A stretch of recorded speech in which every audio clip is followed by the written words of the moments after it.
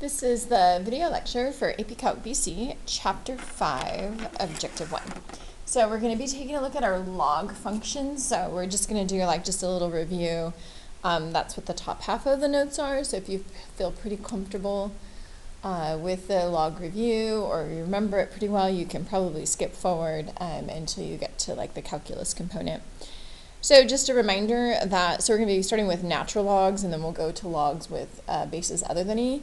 But just as a reminder that if you do have a base of E, then we abbreviate that or distinguish it from just your common log using ln. So that is the letter L, not the letter I. And then also just a reminder, E is about 2.718, right? So it's an irrational number, about 2.7-ish. And then a couple others that we should know is we should know that the natural log of 1 is equal to 0, and then the natural log of E is equal to 1. And then just kind of as a reminder of that, so why is that equal to 0? Because remember, this is, again, an implied base E. So that would be log base E of 1. And so a log is always asking for the exponent, right? So this is saying what's the exponent on E that will give me 1. So what is the power for E? That will give me 1. And E to the 0 gives me 1, so that exponent would be 0. Okay? And then the same with this one here. So again, there would be an implied base E here. So what power on E will give me E, and E to the power of 1 gives me E. So remember that these are exponents over here, right? So those are exponents. And then we have 3 properties for natural logs, which we will use quite a bit. So it's really important that you go and review kind of that idea of our properties. So if we have a product of values here, then I could expand that into the natural log of A plus the natural log of B. And that just goes with that whole property of when we're multiplying our values that we add our exponents, right? And so again, this is an exponent, right? Because that's what natural logs are, is exponents. And then if we have a quotient, right, then we would expand that to be a difference. So natural log of A minus natural log of B. And again, because when we're dividing, we subtract our powers. And then finally, if we have a power to a power, so that K, we can make that a coefficient. And so then that would be just K times the natural log of A. Okay. And then for the graph of natural log, so to review that, so a graph of natural log, so it does something like this. Yeah, not perfect, but so it continues to grow, and it has a vertical asymptote at 0. And then it will cross here at 1. And so that is the basic graph or basic shape of a natural log. So again, the domain would just be from 0 to infinity because the vertical asymptote on the y-axis keeps it going into the negative range, and then it can't equal it either. And then the range, it's forever down and continually growing, so from negative infinity to positive infinity. All right, so let's go ahead and take a look at those expansion properties. So we're going to be using this right here. So those 3 properties to expand this here. So I have a product and then I have a quotient, right? And so then the natural log is going to go to each factor. So there is a factor of x squared and a factor of root x minus 1, and then divided by that there. Okay, so my expansion is going to be the natural log of x squared, and then because it's a product, I'm going to separate it by addition, and then the natural log of x minus 1 to the 1/2 power, so I'm just going to change that radical. And then now I have the quotient, so because it's a quotient, now I'm going to be subtracting, and then minus the natural log of 2x plus 1, and then cubed. Okay. And then I'm going to apply the third property. So the third property, which is for every power, I can make it a coefficient. And that would be what we would say is fully expanded. So that power becomes a coefficient. That power becomes a coefficient. And finally, that power becomes a coefficient. Okay? All right, so, and we'll use this for derivatives. So whenever we take a derivative, we always are going to try to apply one of these properties first and then take the derivative. All right, so let's go ahead and take a look at this example. So this one is just working backwards. So that means instead of trying to expand it, we're trying to combine it or contract it. And so now we'll just do all of our properties reverse. And so I'm going to make all my coefficients into powers. So instead of being 2 natural log of x, I'm going to rewrite that as a natural log of x squared. And then now minus, and then that 1/2 power I'm going to make, or excuse me, that 1/2 coefficient I'm going to make into a power. And then leave that one as the negative, because I can bring a power of 1 up, but that won't change it. And so then now I want to combine. And so I see that these are both subtracting, so that means these are both denominators, right? Because these are both subtracting. So they're both going to be denominators of the x squared. And so we do need to be careful here. I see a lot of common mistakes. So it's the natural log of that quantity. So when I do the division, I'm not dividing by the natural log. It's like after the natural log. And then this would be a y to the 1/2, which is a square root, and then of x plus 1. So something like that. Okay? All right, so that's just your log review. So now we're going to go ahead and take a look at the derivative components. So I'm just going to use u here, but u is some function of x. And so what we have is when I want to find the natural log of u, then this would be, it's going to be a quotient. So it's going to be what follows the natural log is in the denominator, and then its derivative is the numerator. And so really what we need to think about for something like this is that the natural log of u incorporates chain rule because it's a natural grouping symbol. So you need to think of this as like, kind of like that's my grouping symbol. And so the derivative of natural log of u is really 1 over u, and then times, because of chain rule, u prime. Okay, so that really is what our derivative is. So we have that chain rule component. And so, but we just write it as a fraction, a combined term. So it's 1 over u, so 1 over the component following natural log, and then times the derivative of that, and that's the chain rule component, but we're just going to write it like that. And then as far as the absolute value goes, you still will get the same derivative, even if it's an absolute value, and that's because you would have like a negative divided by a negative, you know, which still results in that positive value. Okay? All right, so here we go. So let's go ahead and do the derivatives.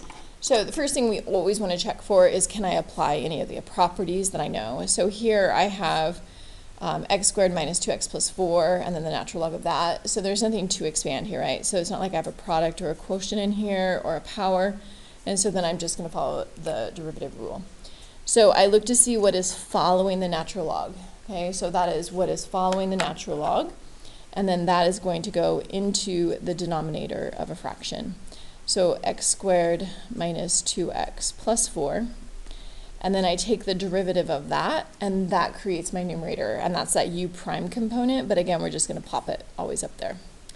So now I just take this derivative. So that would be power rule. So that would be 2x to the first. And then this would be minus 2x to the 0, which is just 2. And the derivative of 4 would be 0. And then I can try to reduce it, but I'm going to just leave it like that. Okay. All right, so now I'm going to look at b. So again, the first thing I always want to try to do is see, is there any expansion or anything that I can do to simplify this log before I take the derivative? And there isn't, right? I don't have a product in here because sine is not multiplying 2x. I don't have a quotient. I don't have a power.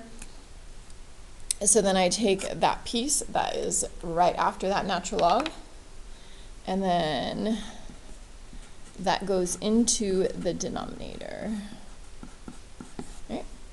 And so then now I want to take the derivative of the denominator, and that's what's going to create my numerator. So the derivative of sine is cosine. And then I'm going to do chain rule because I have a grouping here, so cosine, leave that alone. And then now I multiply by the derivative of 2x, which is 2, right? So that's like our chapter 2, right? Chapter 2, reviewing that. And so I'm going to go ahead and do a read or write on this one so that 2 can go here. And then just as a reminder, if I have a cosine divided by a sine, that's a cotangent. Not that I needed to do that, but just as a reminder. So that would be 2 cotangent of 2x. Okay. All right, so let's take a look at C here. So for this one here, I have x squared times ln of x. So because I have x squared times ln of x, I have to do product rule, right? So there's equation 1 and equation 2. So I have a product here, and both products, or both pieces of the product had to have a variable. So there's an x in that first term, or first grouping, and there's an x in this one. So that means I do need to do product rule. And then just as a reminder of product rule, because it's been a while, so that would be 1 times the derivative of the second, plus the second times the derivative of the first. So 1d2 plus 2d1. So I have 1, and then now d2, so the derivative of the natural log. So remember the derivative of the natural log.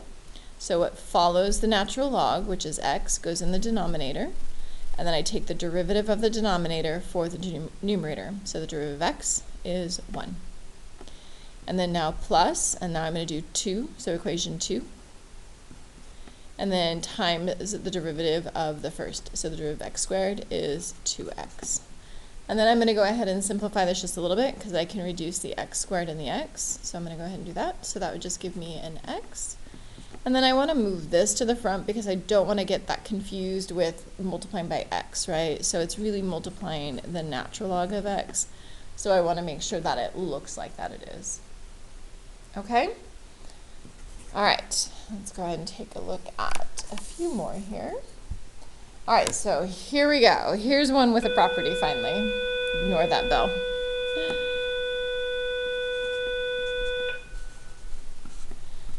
So I'm going to go ahead and make that an exponent, right? 'Cause it's a square root. So I don't want to go straight into the derivative because I always want to apply the properties before I take the derivative, right? So if you're thinking, well, do I have to? Well, no, you don't, but that is my expectation. So apply the property before you take the derivative. So my property, I have a power, so I can move that as a coefficient. I am not taking a derivative right now. I know it feels like it, but I am not. All I'm doing is applying the algebraic property. If I have a power, I'm going to make it a coefficient, okay? So then now I've simplified my log, and I do that to simplify the process of the derivative. So now I have a coefficient of 1/2, and then now I'm going to take the derivative of the natural log piece. So what follows the natural log, which is 3x plus 1, and then its derivative of the denominator goes in the numerator. So the derivative of 3x plus 1 is 3. Okay? All right. And then I can simplify if I choose to on that one, but I'm not going to. All right, let's go ahead and take a look at page 2 here. So here's just a few more, or 2 more, I guess. 2 more derivatives, and then a couple other things to take a look at. All right, so for this one right here, so same thing. I want to use my algebraic properties before I take the derivative. Okay, so algebraic properties before I take the derivative. So I think this should have been bracketed here to show that it's natural log of that whole thing. So the first thing I want to make sure that I do is I have a quotient here, right? So then I'm going to write y equals instead of f of x. So y equals, so my quotient will be natural log of x plus 1 squared, and then minus the natural log of 2x minus 4, right? Not done because I have a power, and whenever I have a power, I can make that a coefficient. So then that would be y equals, and then that will be 2 natural log of x plus 1, and then nothing to really simplify there. I mean, maybe a little bit, but eh. Again, I've taken no derivatives. There's no calculus that's happened. This is just using my algebraic properties of logarithms. And so then once I get to here, I don't see anything else I can do algebraically, so I'm going to go ahead and now I'm going to take the derivative. So 2 is my coefficient. What follows the natural log goes in the denominator, and its derivative in the numerator. And then minus what follows the natural log goes in the denominator, and its derivative in the numerator. And then feel free to simplify if you choose to. All right, so let's take a look at this one here. So a common mistake, so this is why this one's in here, just to avoid that mistake, is what you need to think about is if I have that versus if I have what I have. So these are different, right? These are different. These do not mean the same thing. So this means only 3x is raised to the power of 4. This means the natural log is raised to the power of 4. This one right here, I can apply the property, the algebraic property of bring down the 4. This one I cannot, okay? So if the value after the natural log is to the power, then I can make it a coefficient. If it's the grouping, I cannot. So right here, I cannot pull the 4 down algebraically. Okay, keep that in mind. So not algebraically. All right, so I have to take this derivative using chain rule though, right? So this whole thing is to the power of 4. So now for calculus, I'm going to pull the 4 down because of power rule, okay? So that's different, right? That's not like pull the 4 down algebraically. I'm pulling the 4 down because I'm taking a derivative. So we're going to pull the 4 down and then leave the inside alone, right? And then reduce the power by 1. So that is power rule. And then because we're doing chain rule, so I did the outside power. Now I have to take the derivative of what's inside. So the derivative of what's inside, so a natural log. What follows the natural log goes in the denominator and its derivative in the numerator. And then I feel like I need to reduce those 3, so I'm going to go ahead and do that. So that would be 4 natural log of 3x all to the 3rd power, and then 1 times 1 over x, or divided by x. Okay?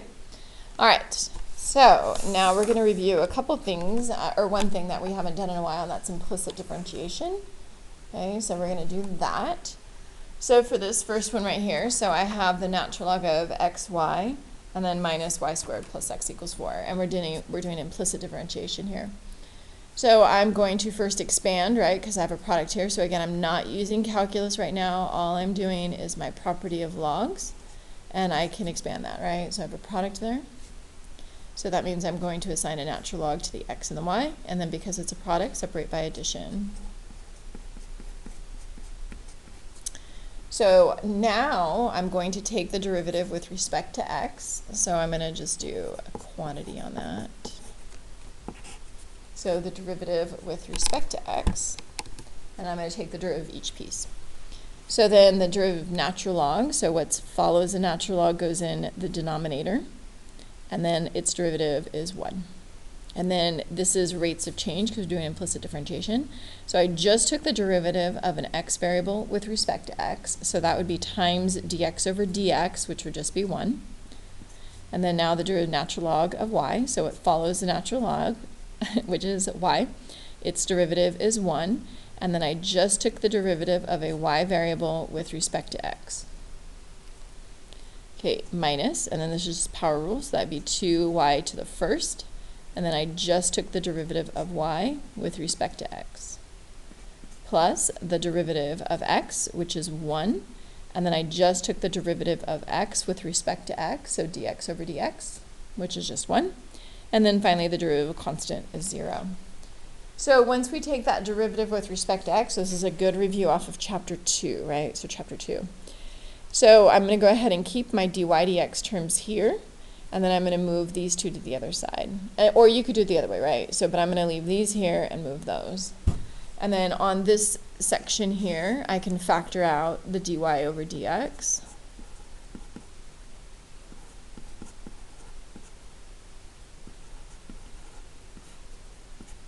And then subtract the 1 and subtract the 1 over x. Okay. And then I'm going to divide both sides by 1 over y minus 2y. And then once I get to here, I do not want to leave it as a complex fraction, okay? So that is a very standard thing, and so that is like the one thing that you are required to simplify or reduce. And then on top of that, I have a lot of negatives. So I'm going to multiply by a negative, an x, and a y, and that's because I want to get rid of the x and the y here. And then the negative x and y, right? So whatever I do to the numerator, I need to do to the denominator. And then I'm going to distribute that to all of these terms and then reduce it as I go. Okay, so just a little bit of algebra here. So the double negative will turn positive, so I'll have xy. And then when I multiply these two together, the double negative will turn positive. This x will reduce here, leaving me with just a y. And then do the same thing in the denominator. So negative x y times 1 over y, the y's will cancel, leaving just a negative x. That double negative will turn positive. And then I will have a 2xy squared, because nothing will reduce on that. Okay? All right, so last one. Okay, so for this one right here, this one is asking us to use a technique we haven't used before. So it's asking us to find y prime using logarithmic differentiation. So if I were to take this derivative, I would do, I'd have to do product rule with chain rule and quotient rule. And this would be a very messy, ugly derivative. So the log advantage is that I can expand it and then I just take some basic derivatives. So that's like kind of a cool thing. So when they ask us to do logarithmic differentiation, what they are asking us to do is take the natural log of both sides. Like that's what they're asking us to do. Okay, and so I'm going to have the natural log of y, and then I'm going to take the natural log of this side as well.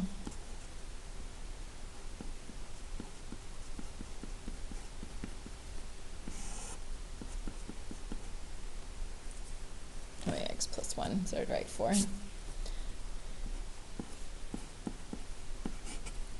And so then now I can take this derivative just like I did on the earlier problem where I can do all my expansions here and then kind of avoid all that, you know, messy product quotient rule business. So this will give me, this is just natural log of y. And so then now I'm going to assign a natural log to each of these, and then this will be separated by addition, right, because I have a product. And then this will be separated by subtraction because of a quotient. So then this will be natural log of x squared, but then that squared becomes a coefficient.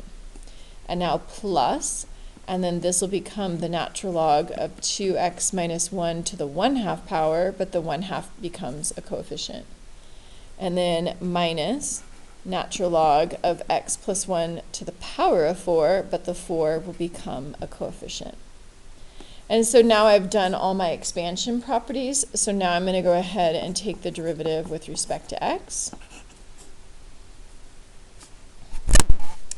And so then now I'm just going to take my derivative. So then on this side over here, so what follows the natural log is y.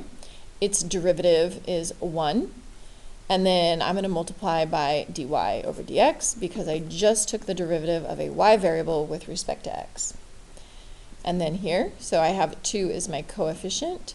What follows the natural log is x. Its derivative is 1.